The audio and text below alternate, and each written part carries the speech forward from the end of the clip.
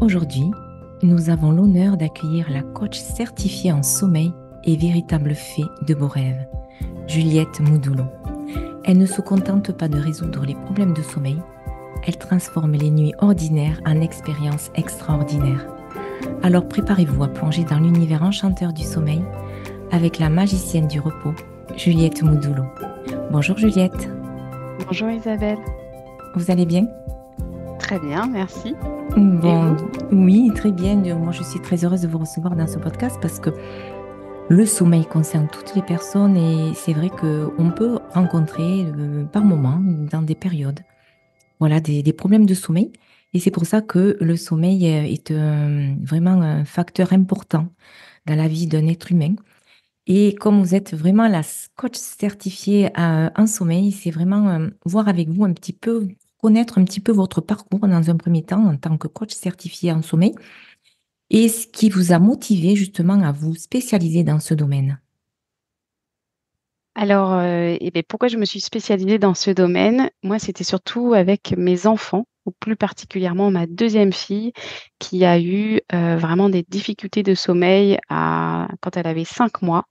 Et pourquoi à 5 mois? C'est parce qu'on a enlevé l'emmaillotage, qui était d'ailleurs un peu trop tard. Normalement, ça s'enlève plus tôt que ça. Oui, Et donc, je me suis intéressée à ce sujet, tout simplement pour pouvoir l'aider, elle, à mieux dormir. Et de là, quand j'ai vu à quel point ça marchait incroyablement bien, eh bien, je me suis intéressée aussi au sommeil des adolescents et des adultes. Et voilà, maintenant, j'accompagne tous les âges. Et d'un point de vue personnel aussi, en fait, là, moi, étant entrée dans une phase de périménopause, eh bien, moi-même, j'ai eu des périodes avec un sommeil qui était moins bon aussi. Donc j'ai pu appliquer à moi-même, tous les conseils que je donne habituellement et ça d'accord, marche. Il n'y a pas super. de fatalité. Contrairement à ce qu'on peut penser, les médicaments ne sont pas obligatoires pour retrouver de belles nuits. Voilà, parce que votre concept, c'est justement dormir sans médicaments, sans musique, c'est ça? Tout à fait. Et naturellement, voilà, et c'est ça. En fait, se dire qu'on est tous capables de bien dormir et que si le sommeil est perturbé, euh, souvent on pense à la nuit. Eh ben, qu'est-ce que je fais la nuit? Souvent, c'est la première question qu'on me pose, alors qu'en fait, ce qu'il faut regarder, c'est un petit peu tout. Tout est Hmm, important. Et c'est c'est ça, là où c'est pas simple, c'est que c'est toujours multifactoriel. exactement. Moi, je dis souvent que le sommeil se prépare dès le matin, parce que justement, le matin, ben voilà, il y a plusieurs facteurs qui font que le soir, ben, on aura un sommeil plus réparateur. Est-ce Et le que, matin, c'est très, très vrai. La voilà, lumière du matin, se réveiller le c'est matin, ça, avoir des horaires régulières de lever, c'est indispensable pour le sommeil. c'est ça, exactement, et se mettre aussi, voilà, à la lumière vive pour stimuler justement cette glande pinéale qui va sécréter justement l'hormone du sommeil, qui est la mélatonine. Et justement, en quoi le sommeil est-il crucial pour notre bien-être général et surtout notre santé mentale? Plein, plein de choses, plein, plein de choses. Le sommeil, pendant que nous dormons, on peut avoir l'impression qu'il se passe rien et en fait, il se passe énormément de choses, notamment pendant la phase de sommeil profond. On a vraiment tous les tissus qui se régénèrent. On a l'hormone de croissance qui est synthétisée. Alors, on pense souvent que ce sont les enfants qui grandissent, mais en fait, nous, on en a besoin aussi parce qu'on a besoin de cette régénération cellulaire.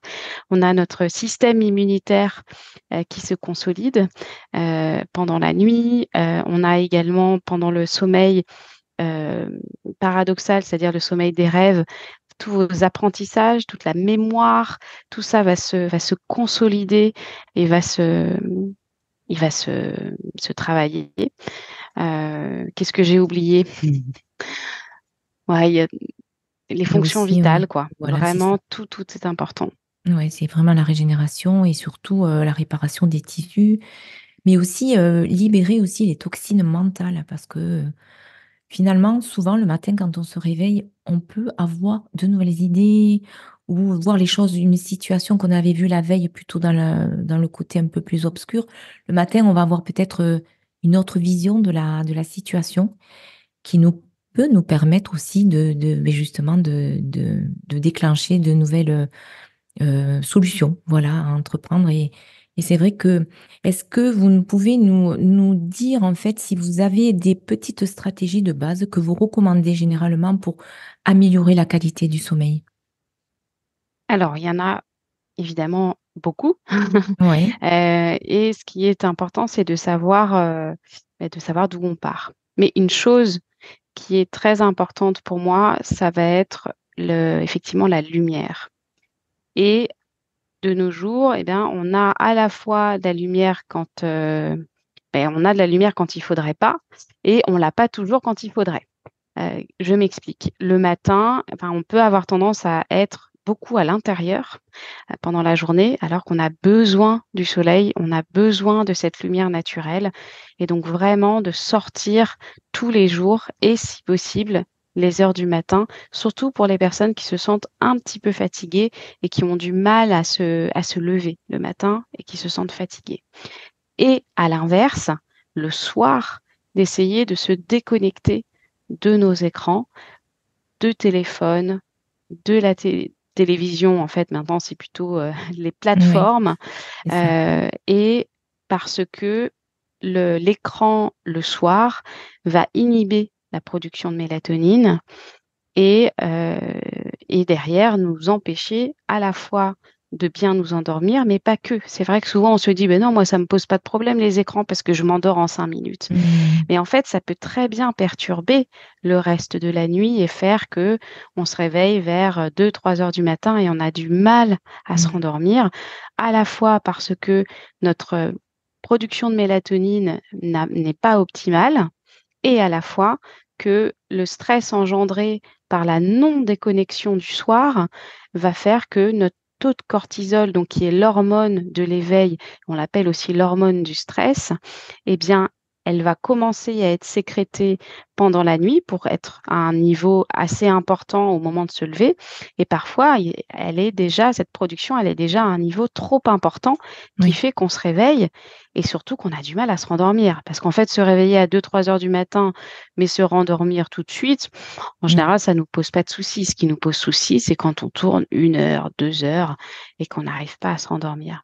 Donc vraiment se rappeler que la lumière, c'est la clé numéro un pour le sommeil parce qu'on a besoin de synchroniser notre horloge biologique, qui est une horloge interne qui est sur 24 heures.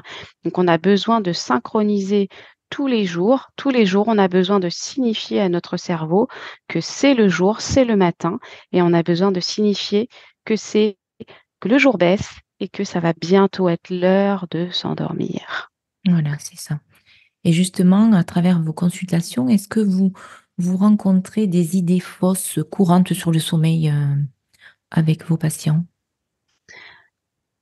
Alors que je réfléchisse, est-ce qu'il y a des idées fausses autour du sommeil? Mmh,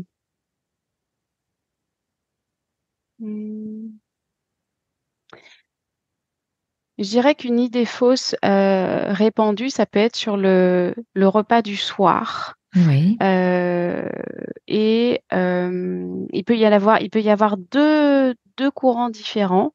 Ça peut être soit qu'il faut manger, très léger, mais ça va être aussi plutôt des personnes qui vont faire des régimes oui, et qui ne vont pas manger, par exemple, de féculents le soir. Et ça, pour le sommeil, ça peut être embêtant. Ça peut avoir un impact négatif. Et donc voilà, donc ce côté de: «Il faut absolument manger léger», mais en fait, ils mangent trop léger. oui. Ou alors l'autre idée reçue qui serait: «Bon, bah, il faut bien manger», mais ça va plutôt être pour les enfants.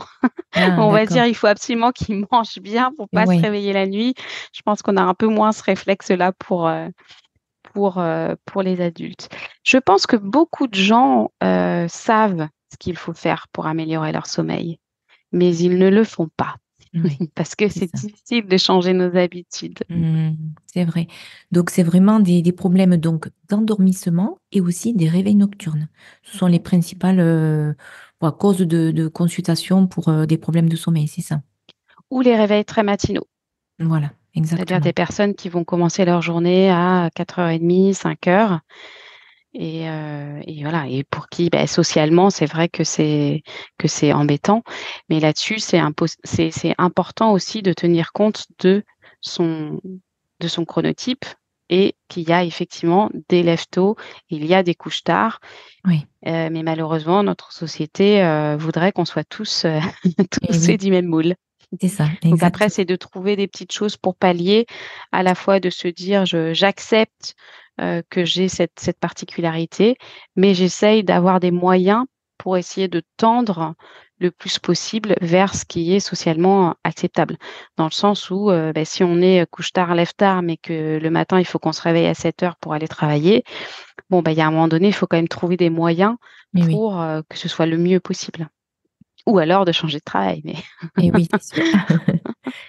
Et sinon, est-ce que vous pensez que les émotions ont un impact sur la qualité du sommeil? bien sûr. Bien sûr, les émotions, qu'elles soient positives ou négatives, d'ailleurs, peuvent tout à fait avoir un impact sur le sommeil. Le, le stress, c'est pas vraiment une émotion, mais Oui, bien entendu que lorsqu'on est stressé, on va avoir beaucoup plus de mal à bien dormir la nuit, on va se réveiller plus fréquemment et avoir plus de mal à se rendormir. Ensuite, l'excitation, enfin le fait d'être mm, heureux, oui, ça dépend où est-ce qu'on met le curseur. Mais oui, si, par exemple, il se passe quelque chose de très excitant dans notre vie, on va changer quelque chose, bon, ben, finalement, on peut avoir du mal à s'endormir le soir mm, parce on est un petit peu comme une pile électrique. oui, Heu, Bien sûr, beh, au niveau de la tristesse, on peut avoir, des tendances aussi à ruminer un petit peu le passé, à se rappeler de tout ça et ça, ce sont des choses souvent qui remontent pendant la nuit et où on a besoin de pouvoir les déposer quelque part et quand on n'a pas la possibilité de le déposer pendant la journée, soit avec un thérapeute ou des amis ou l'écriture, eh bien, on le dépose la nuit et oui, et quand on le dépose la nuit, eh bien, on fait une insomnie. c'est ça, exactement. Et justement, est-ce que, il y a une raison pour bannir les écrans 1 heure avant le coucher? Parce qu'on l'entend souvent. On nous dit toujours, voilà, si vous voulez avoir un bon sommeil ou vous endormir rapidement, il vaut mieux bannir les écrans 1 heure avant le sommeil. Est-ce qu'il y a vraiment une raison? Oui, tout à fait, absolument, 100%. Pour moi, il y en a au moins 2. Oui. La première, c'est l'écran en lui-même et Mhm. qui va inhiber la production de mélatonine et qui derrière va retarder l'endormissement ou provoquer des réveils nocturnes. Mais la deuxième raison, et ça c'est plus quand on est sur des écrans type réseaux sociaux, Oui. internet, email, Mhm. travail, ça va être tout le stress que cela peut engendrer. Et aussi le côté addictif qui va faire que ce soit par exemple une série, la Mhm. série, elle est faite en sorte que à la fin de l'épisode, qu'est-ce qu'on a envie de faire? On a Mhm. envie de regarder l'épisode d'après. Oui. Et en fait, ça va bloquer notre, notre capacité à sentir qu'on est fatigué. Et donc, on n'est plus à l'écoute de notre corps et de nos signes de fatigue. Et qu'est-ce qui se passe quand on n'est plus à l'écoute de nos signes de fatigue? Eh bien, on va dépasser la bonne fatigue. Mhm. Et quand on a dépassé la bonne fatigue, eh ben, vous avez un second souffle. Et là, c'est bon, hein, vous êtes prêt pour faire la fête une Oui. bonne partie de la nuit. Et là, c'est beaucoup plus difficile de s'endormir parce que vous avez raté votre fenêtre d'endormissement. Donc pour moi, il y a ces trois raisons. Il y a Oui. le fait que ça inhibe la production de mélatonine, que ça fait on ne voit pas ces signaux de sommeil et que c'est très souvent des activités qui sont génératrices de stress. Oui. C'est ça. Et puis c'est vrai que les soucis aussi, voilà, ça peut être voilà dans des périodes de deuil, de divorce, de licenciement, des périodes de problèmes financiers, ça peut aussi exacerber en fait la peur, l'angoisse du lendemain. C'est vrai que ça va amener une rumination qui fait que à un moment donné, il y a beaucoup d'énergie dans le cerveau et du coup, c'est pas propice justement à lâcher prise et à justement enclencher une phase de sommeil réparateur. Alors justement, est-ce que les personnes qui prennent des somnifères pour dormir depuis des années, elles peuvent retrouver un sommeil sans ces médicaments? Absolument. La seule chose que je leur dirais, c'est d'en parler à leur médecin Oui. et d'être accompagné dans cette démarche. Alors, avec un professionnel, bien sûr, mais où ça peut être aussi dans son cercle amical, parce que c'est une démarche qui n'est pas forcément simple, mais qui est tout à fait possible. Et vraiment, les somnifères, ils n'amènent pas un sommeil qualitatif. C'est ça. Moi, je suis quelqu'un qui est tout à fait reconnaissante de la médecine actuelle Mm. et je suis pas du tout quelqu'un qui est anti-médicament, vraiment pas du tout, du tout. Il y a des personnes qui préfèrent vraiment le naturel, etc. Moi, c'est pas du tout mon créneau, mais vraiment, les somnifères, c'est pas bon pour nous. Ouais, c'est ça, exactement. Mhm. Voilà, après, moi, je pense que les somnifères sont bien aussi pour dépasser certaines étapes très difficiles, Tout à fait. mais sur une courte période. Après, il est bien peut-être de voir différemment, voilà, avec évidemment l'aide d'un professionnel de santé ou un thérapeute, qui permettra en fait de voir d'autres solutions adaptées à la personne. Exactement, exactement. Voilà. Mais le somnifère en soi ne résout rien. Vous voyez, les antidépresseurs, ils vont aider à, à aller au-delà de la Oui. dépression. Ils peuvent être vraiment nécessaires. Mm. Pareil pour les anxiolytiques, pareil pour plein d'autres remèdes. Mais les somnifères, en fait, ils masquent le problème et Mm. ils n'apportent pas un sommeil aussi qualitatif que le vrai sommeil. C'est un mauvais sommeil C'est sous vrai. somnifère. Oui, ça va être des personnes après anxieuses dans la journée. Enfin, moi, je vois en consultation souvent que des personnes qui prennent des somnifères souvent me disent ben, qu'elles n'ont pas d'énergie dans la journée. Et du coup, ben, elles n'ont pas le moral, elles ont envie de moins faire de choses, elles ont moins de projets. Et du coup, ben, elles se freinent un petit peu ben, cet épanouissement. Et voilà, après, c'est sûr que bon, voilà, chaque personne est différente et chacun a aussi un rythme différent. Mais justement, quelle est la cause numéro une des troubles de sommeil chez les enfants? Alors, chez les enfants, les petits, c'est souvent le fait qu'ils ont une aide extérieure pour pouvoir s'endormir. Oh, c'est-à-dire la Qu'est-ce que j'entends par sucette? ça? Ah, Qu'est-ce que c'est? ah C'est-à-dire ouais. qu'ils ont besoin d'aide, en général, de leurs parents Ouais. pour s'endormir, à savoir, soit ils sont bercés dans les bras, soit ils sont allaités, soit soit simplement la présence parentale, ils ont besoin d'une présence à côté d'eux. Après, il y a d'autres bébés qui vont prendre la tétine, donc qui, elle, pour le coup, peut être utilisée en autonomie, quand en tout cas le bébé grandit. Mais voilà, chez les tout petits, Hmm. ce qui va perturber leur sommeil, en tout cas, ce qui va le fragmenter, Oui. ça va être l'aide extérieure, la dépendance à l'endormissement. Pourquoi? Ben, tout simplement parce que le fait de se réveiller la nuit, ça c'est complètement normal et naturel. C'est quelque chose contre lequel on ne pourra jamais rien faire puisque le sommeil est constitué de cycles. Oui. On se réveille et on se rendort plusieurs fois par nuit. Le petit enfant aussi, et le petit enfant encore plus souvent que nous. Donc, Hmm. s'il a besoin d'aide pour s'endormir le soir, c'est tout naturellement qu'il a à nouveau besoin de cette aide-là pour se rendormir la nuit. Donc, D'accord. si le parent a bercé son bébé le soir pour s'endormir, il aura besoin d'être à nouveau bercé la nuit pour se rendormir.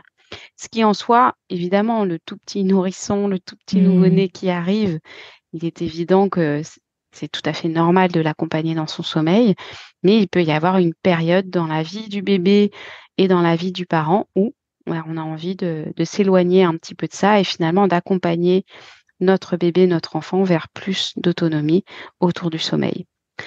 Et l'âge, pour moi, il n'y a pas d'âge en particulier. Hmm.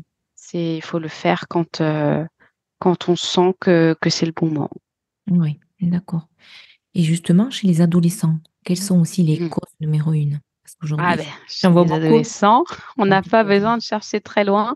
Pour Voilà. moi, c'est le numéro un, c'est l'écran. Oui, c'est sûr. Hmm. C'est le téléphone. Donc vraiment, pour vos ados, essayez d'avoir une règle au dîner du soir et même la règle pour soi, en fait. Bien sûr. On met tous les téléphones dans une boîte et on les retrouve demain matin. Le problème qu'on a avec les ados, c'est que bien souvent, c'est que c'est pas bien souvent, c'est que tout ce qui va être autour de leurs devoirs, par exemple pour le lendemain, Eh eh oui. ben ça, ce sera inscrit sur un écran. Là Mm. où nous, avant, c'était sur notre Sur le agenda. cahier. Et là, Ouais, il y a l'excuse, entre guillemets, de devoir accéder à ça pour pouvoir faire les devoirs. Et du coup, ouais, c'est une spirale c'est qui ça. s'enclenche. C'est compliqué. Et chez l'adulte, évidemment, donc on en a parlé tout à l'heure, ça peut être voilà, les émotions, le stress, ça peut être aussi des moments difficiles. Et chez la personne âgée, parce que je rencontre beaucoup de personnes âgées Oui. qui ont vraiment des sommeils très perturbés, très courts, et elles se sentent vraiment très fatiguées le matin.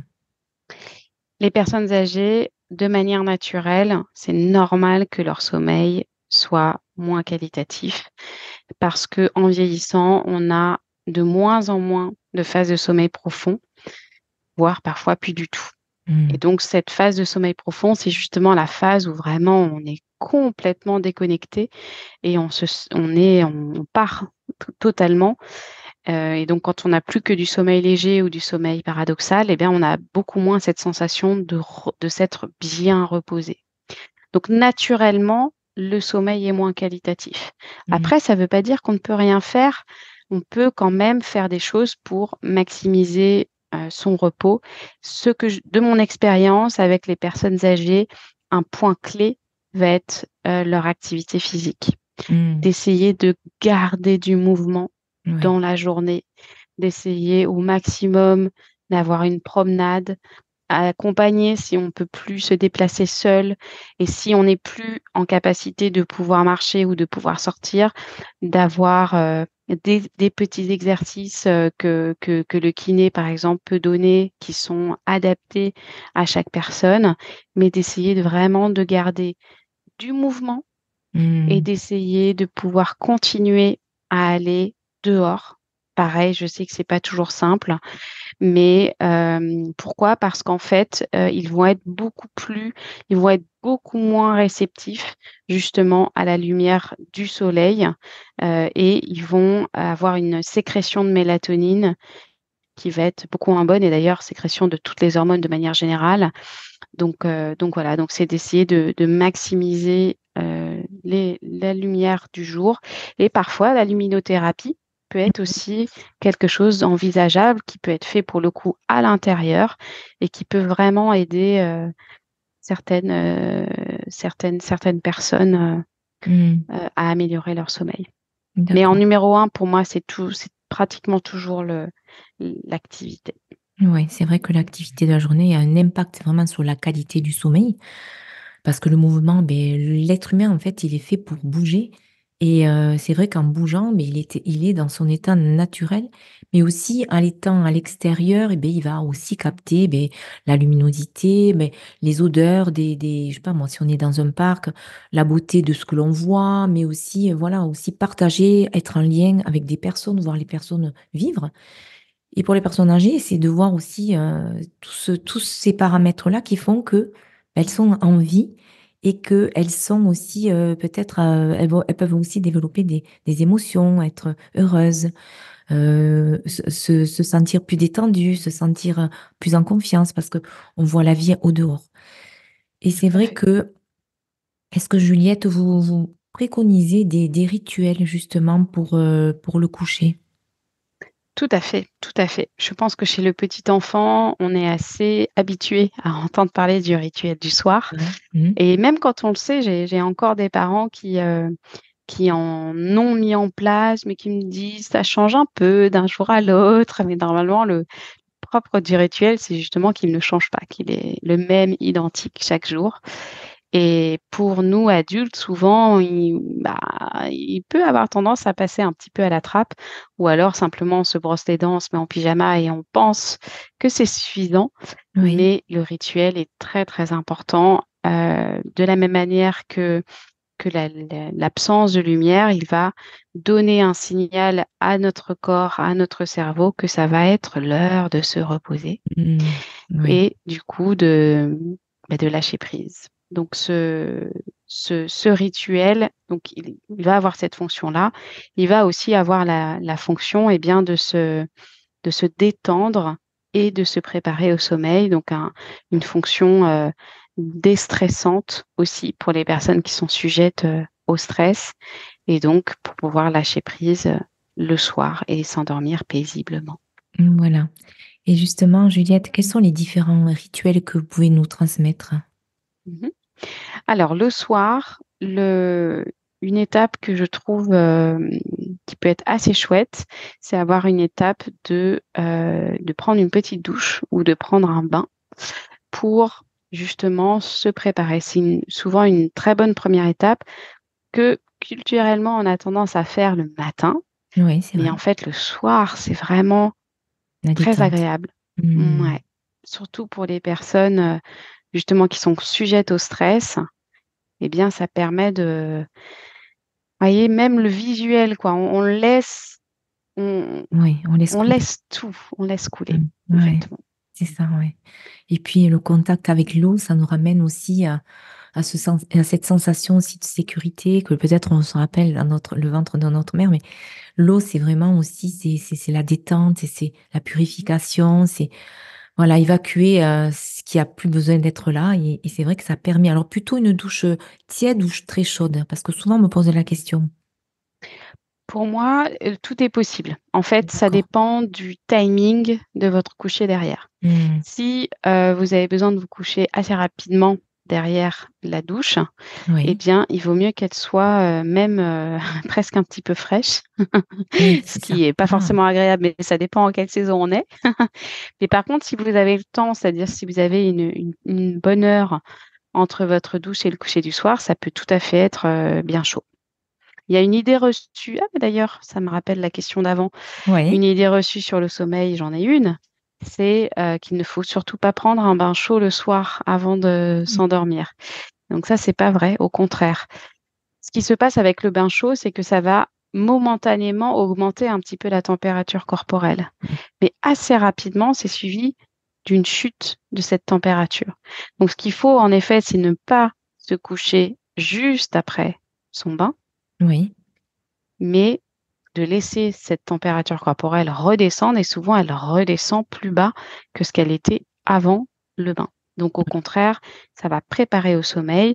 Pourquoi? Parce que quand on s'endort et quand on dort, eh bien on abaisse légèrement notre température corporelle tout au long de la nuit. Alors c'est moins d'1 degré, hein, c'est pas oui, voilà, c'est ça. mais c'est le processus naturel qui aide à l'endormissement et à rester endormi. Donc c'est un petit coup de pouce qui aide derrière pour s'endormir. Donc voilà, donc si je continue sur le rituel, Oui, après chaque personne définit son propre rituel, bien sûr. Il peut y avoir un petit peu d'écriture, oui, notamment autour des gratitudes, oui, de voilà, de voir vraiment de remercier tout ce que la vie nous offre, à oui, la fois dans son cercle très proche, de des personnes qu'on a côtoyées dans la journée ou des personnes qu'on a la chance de côtoyer dans notre vie. Ça peut être de remercier des petits instants c'est vrai. de vie. Ça peut être de remercier de manière plus générale la, la vie qui est là, les saisons qui arrivent les unes après les autres, de ce temps qui est clément, de cet air qu'on respire, de cette eau qui est présente sur la terre. De remercier d'avoir un toit. Bon, après, ça peut paraître bizarre Non, mais c'est vrai, on de n'y pense parler de pas. ça, Hmm. mais en fait, tout ça, c'est tellement évident C'est pour vrai nous qu'on qu'on ne oublie. mesure pas Hmm. Oui, notre chance. c'est Et vrai. très souvent, c'est quand on ne l'a plus Hmm. qu'on mesure à quel point on avait de la chance. Et donc, de se nourrir de ça juste avant de s'endormir, Oui, c'est des ça, c'est petites quelque chose graines. qui va vous porter toute la Oui, nuit et la journée d'après, et ça change aussi votre regard sur, sur votre journée. c'est vrai. Oui, c'est tout à fait ça. Et c'est vrai que justement, on est dans dans cette société, on est quand même assez focalisé sur ce qui va pas, ce qui nous manque. ce que j'aimerais avoir, ce que je pourrais faire, mais on ne se focalise pas non plus assez souvent sur ce que j'ai réalisé, qui je suis aujourd'hui, qui je suis devenue, tout le parcours que j'ai pu effectuer jusqu'à ce jour. C'est aussi des moments que l'on peut célébrer et en conscience vraiment être en gratitude et sentir cette joie qui est là pour remercier tout ce qu'on a accompli. Voilà, mais c'est vrai que parfois on se dit, j'avance pas, j'ai l'impression que tout va mal, mais si on regarde de plus près, il y a beaucoup de choses qui vont bien aussi et que finalement, même si j'ai l'impression de ne pas avoir avancé, j'ai aussi fait des petits pas qui m'ont aussi permis d'avoir une autre solution. Et c'est vrai, comme vous disiez, Juliette, c'est pas assez courant de justement être en gratitude avant de s'endormir. Ça peut être un bon conseil en tout cas. Mhm.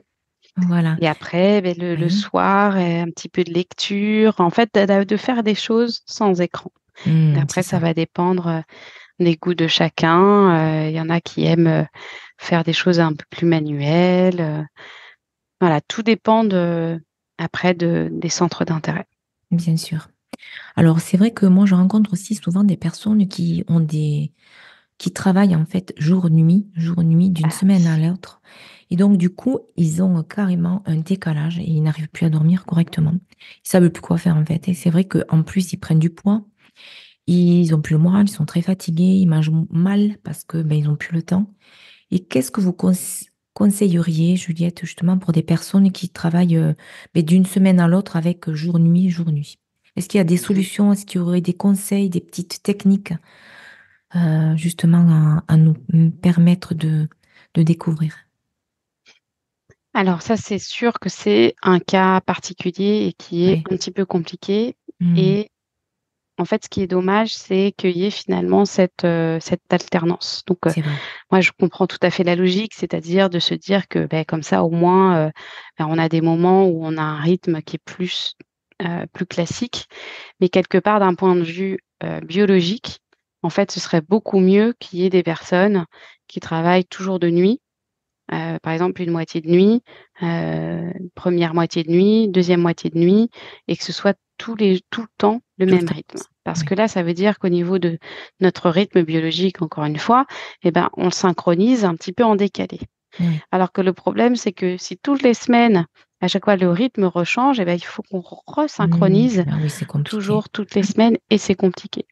Donc, ce que je conseille à ces personnes-là, c'est déjà d'essayer de voir s'il y a un rythme qui, globalement, pourrait fonctionner avec le plus de shifts possible.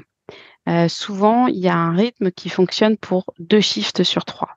D'accord. Pour que déjà, en fait, quand ils travaillent quand ils sont du matin, par exemple, ou qu'ils sont d'après-midi, eh Oui, bien, que là, ils aient à peu près la même horaire de coucher et de lever. oui. Et que ce soit que quand ils travaillent de nuit, que là, il y a besoin de changer leur rythme, habituel. Donc déjà, comme ça fait moins de changements plutôt que d'avoir toujours des heures de coucher et des heures de lever qui soient à chaque changement de cycle différents. Eh oui. La deuxième chose, c'est de bien penser aux donneurs de temps.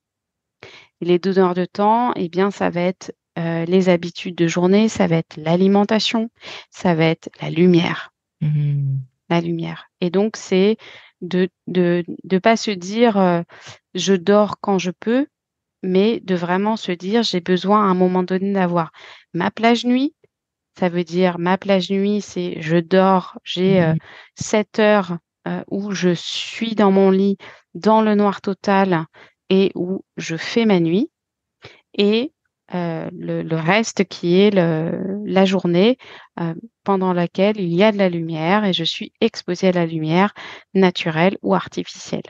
Ouais, Et se dire aussi que, au niveau du repas, pareil, il peut y avoir besoin à un moment donné d'avoir un repas un petit peu en décalage pour justement éviter beh, que ce soit tout déréglé et d'avoir faim au moment où il ne faudrait pas. c'est ça, exactement. C'est vrai que pour que les personnes comprennent mieux en fait les rythmes circadiens, euh, est-ce que vous pouvez nous en dire plus justement sur les différentes phases? Le donc le rythme circadien, c'est un rythme. qui est sur 24 heures. Et donc, nous, on a un rythme biologique, nous, interne, Oui. qui dure un tout petit peu plus que 24 heures, 24,2 pour la majorité des gens. Et il va y avoir les lève-tôt qui vont avoir un rythme un tout petit peu plus petit que 24. Et au contraire, les couches-tard, lève-tard, ils vont avoir un rythme plutôt de 24,4, 24,5 heures. Et chaque jour, on remet notre horloge biologique à l'heure. Et c'est pour ça qu'on a besoin de la lumière pour se dire, voilà, là c'est le matin, hop, je remets mon rythme interne à l'heure. Et le rythme interne, eh bien, il va se manifester de plein de manières. Il y a plein de choses dans notre rythme interne. Il y va être la température corporelle, j'en ai parlé tout à l'heure. On a la température qui baisse un petit peu pendant la nuit. Il va y avoir des différences au niveau de notre rythme cardiaque.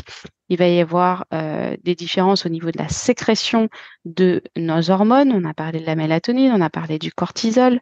Mhm. Euh, donc voilà, donc tout ce fonctionnement interne va avoir besoin d'avoir le signal Oui. du top départ de quand est-ce Mm. qu'on se sécrète. Donc le corps, il a besoin de savoir c'est quand la nuit et c'est quand le jour. Et donc avec les journées comme ça qui sont en décalage, on a besoin aussi d'avoir ce rythme de 24 heures.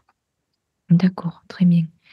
Et justement, pour quelqu'un qui est en voyage, c'est la même chose en fait aussi.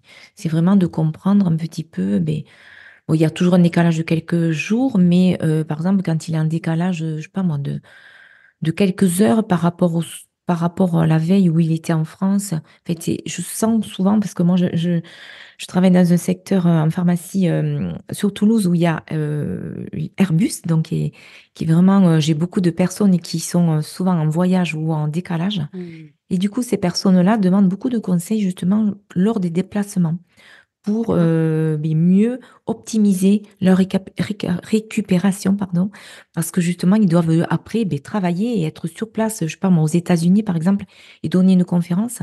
Et donc, souvent, on me demande quels sont les conseils que je pourrais vraiment avoir pour être au summum le jour où j'arrive sur place. Parce que là, ça peut pas se faire en un jour, quoi, en fait. Il faut vraiment avoir quelques jours pour récupérer. C'est compliqué. Alors, dans ce cas-là, et pour moi, c'est uniquement ce cas-là, Oui. je peux préconiser une prise de mélatonine. Voilà. Oui, je pense que ça, c'est le seul moyen, parce que sinon, c'est compliqué. Oui. Oui, mais vraiment pour moi, la mélatonine, là où je la conseille, c'est vraiment sur une période de temps qui est limitée et Limité, qui est voilà. courte, et Hmm. non pas une prise à long terme. Parce que ça ne va pas résoudre une insomnie chronique. C'est simplement un petit coup de pouce. Hmm. Effectivement, quand on voyage et qu'il y a un décalage horaire, ça peut aider à se recaler plus vite. D'accord. Pour des personnes qui prennent de la mélatonine tous les soirs depuis des années, est-ce que ça peut empêcher, parce que ça aussi, ça peut faire partie des mythes, euh, on dit que si l'on prend de la mélatonine à long terme, notre glande pinéale ne fabriquera plus naturellement la mélatonine. Bah, pour moi, ça interfère avec le processus naturel, Oui, mais vous pouvez revenir en arrière facilement, hein. C'est-à-dire que vous arrêtez de la prendre, la mélatonine, et ça posera pas de souci. d'accord. Mais c'est vrai que moi, je suis pas sur le long terme, Hmm. je suis pas forcément fan, sauf pour les personnes pour qui c'est uniquement l'endormissement qui pose problème. Mais c'est quand même assez rare, hein. En général, c'est couplé de réveil nocturne, et là-dessus, la mélatonine, elle ne vous aidera pas. Oui, c'est sûr.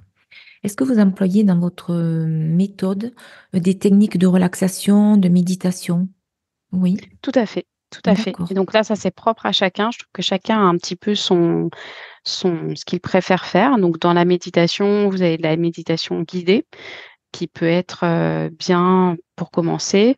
Oui, Après, on entend souvent que la méditation, ça peut être c'est réussir à faire le vide et c'est vrai. n'avoir aucune pensée Hmm. qui vienne. Et donc, parfois, ça peut être un Compliqué. peu, c'est ça, compliqué pour certaines personnes. Et surtout, c'est pas forcément ce qu'on recherche. Bah, probablement quand on atteint un niveau important, on y arrive peut-être, mais voilà, Hmm. on n'est pas obligé d'arriver à ça pour réussir à méditer. Pour moi, la méditation, elle peut être avant toute chose, être dans l'instant et faire fi des pensées qui nous arrivent, de se dire, c'est voilà, là je suis dans l'instant, je suis assise, il se passe ça autour de moi, d'être vraiment en pleine conscience au moment où on médite. Et donc la méditation a vraiment des pouvoirs incroyables et elle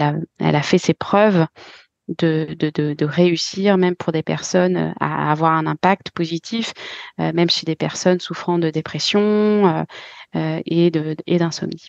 Oui, Après, c'est pas forcément pour tout le monde oui. et ne pas absolument se focaliser et chercher à faire ça si c'est pas du tout ce qu'on aime faire. Hmm. Dans les méthodes de relaxation, vous pouvez avoir de la sophrologie, vous pouvez avoir de la visualisation, il peut y avoir de la respiration, bien sûr. La respiration, elle est à la base de plein de choses. Oui, Donc là, il y a plusieurs techniques de respiration. Euh, et voilà, après, il peut y avoir des massages.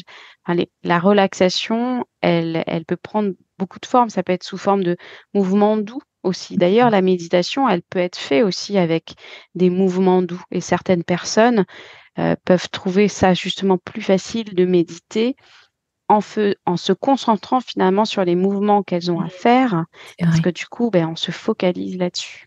Hmm. Donc, c'est de trouver vraiment quelque chose qui nous aide à, eh bien, à moins penser. Voilà, à moins penser à se retrouver en paix. Et enfin, moi, je sais que pour avoir expérimenté pas mal de techniques, moi, ce qui me fait le plus de bien pour retrouver vraiment un sommeil réparateur, c'est vraiment la lecture d'un beau livre qui me passionne. La Et, lecture, ah ouais, absolument. la lecture, c'est vraiment, je m'endors pratiquement dans les 10 minutes. Je sens mes paupières qui commencent à devenir lourdes et là, je me dis, allez, je pose le livre et je me couche. Et par contre, si un jour j'ai voulu regarder un super film et tout, c'est génial, mais seulement j'ai du mal à me rendormir après parce que je pense que ça fait stimuler, voilà, comme vous dites, les émotions et tout. Donc, du coup, le sommeil est moins réparateur. Ça, je l'ai Les- vraiment pour les- constaté. Ouais, pour le film, le mieux, c'est de s'y prendre tôt. ouais, voilà, c'est Parce que ça. si on s'y prend tôt, eh bien, derrière, on peut quand même avoir une période de rituel sans écran. Oui, c'est vrai. Et est-ce que peut-être ça aussi, ça peut faire partie des mythes? Est-ce que les personnes qui s'endorment avec une petite lampe, une petite veilleuse, ça peut empêcher un sommeil réparateur? Tout à fait. Mm, Voilà. tout à fait. Surtout la lumière vive, Mm. blanche, bleue. Vraiment, ce sont des couleurs à éviter. Si on Oui, veut une veilleuse, là, plutôt que ce soit dans les orangés rouges, d'accord. se méfier aussi des petites choses qui peuvent clignoter. Voilà, Et il de y aura du manière réveil. générale, les appareils électroniques, c'est mieux qu'ils soient pas dans la chambre, parce que même une télévision, par exemple, éteinte, eh ben, Oui, elle va quand même dégager des ondes c'est ça. qui vont pas forcément être bonnes pour le sommeil. Donc, il vaut mieux avoir tout ça en dehors. Et puis, ben, mine de rien, nous, on a aussi la pollution lumineuse. L'extérieur, il y a des C'est vrai. lampadaires, il fait pas nuit Mm, totale. Donc, c'est vrai. d'essayer d'avoir plutôt des volets ou des rideaux complètement occultants, c'est le mieux. D'accord. Pour Donc, la même si... raison que les écrans, Ah parce oui, qu'elle c'est va exactement empêcher ça. la sécrétion de C'est ça, mélatonine. c'est la mélatonine. Donc, si je résume, ce soir, je veux vraiment avoir un sommeil réparateur. Donc, je me prends une petite douche chaude ou tiède, je m'allonge, je peux lire un bon livre, ou bien je peux écouter une méditation guidée, une relaxation. Je peux aussi veiller à ce que je n'ai pas des lumières qui pourraient polluer un petit peu ma nuit.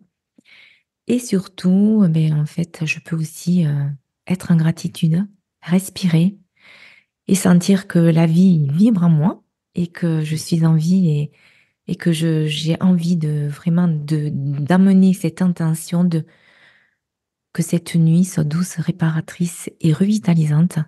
Est-ce que vous auriez d'autres conseils à nous partager avant de clôturer cet épisode, Juliette?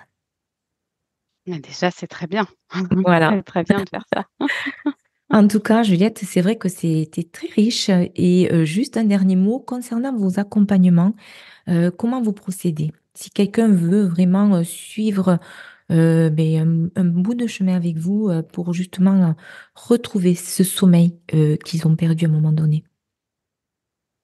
Alors, la première démarche, c'est d'avoir un premier entretien avec moi.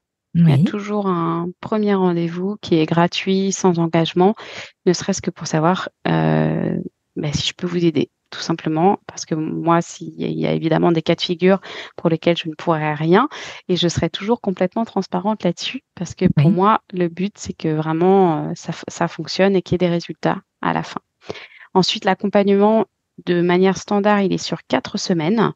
Moi, je trouve qu'en 4 semaines, on peut déjà changer certaines de nos habitudes et qu'elles commencent à être ancrées. Et c'est ça qui va amener derrière un meilleur sommeil, un sommeil réparateur. Et donc, ça suffit à modifier les habitudes. Après, pour ce qui va être sevrage de somnifères, on va plutôt avoir besoin de 3 mois. d'accord. Ok, très bien. Ok, donc du coup, les auditeurs qui seront intéressés, en tout cas, il y aura le lien de votre site internet dans la description de cet épisode.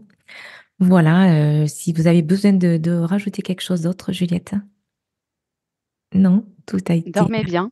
Voilà. Le sommeil, c'est la vie. On en a besoin. Et les besoins en sommeil sont malheureusement pas appréciés à leur juste valeur. Je pense qu'on sait aujourd'hui que c'est important de bien manger, que c'est important de faire de l'exercice physique. Et on ne pense pas toujours à quel point c'est important de bien dormir. Très important C'est pour sûr, votre santé physique et mentale. vraiment, c'est ça, exactement. En tout cas, merci beaucoup d'avoir partagé cette exploration captivante du sommeil avec Juliette Modulo, la fée de vos rêves. Rappelez-vous que votre sommeil est précieux.